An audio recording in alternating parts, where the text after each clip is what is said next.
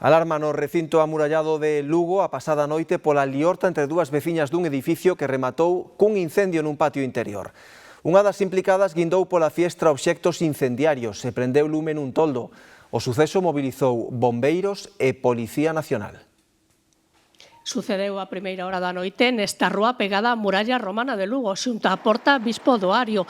A conflictiva convivencia entre dúas veciñas deste portal residentes no primeiro e segundo andar rematou cun enfrontamento violento.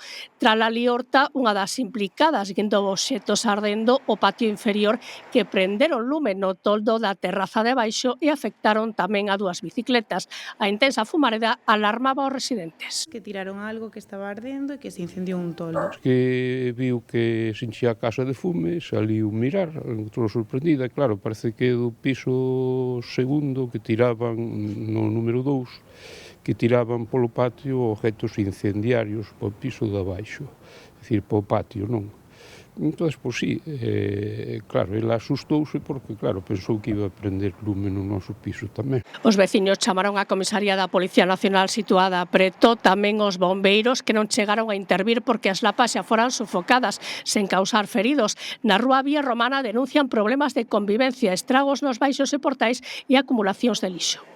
Hai problemas, nos hacen la vida porque non é gente normal. Houberon discursións despois deso, oíanse petos, non sei se estaban clavando algo, si, claro, non era normal, ás 3 ou ás 4 da mañá estando dando golpes e con discursións e tal, pois non deixan dormir a persoa. Antes da noite, eu pensando que querían entrar aquí no baixo este porque non hai moito tempo que romperon o couso da porta e entraron e todo o rollo, pero seguíamos sentindo golpes e golpes, pero desto. A verdade que tuve medo de...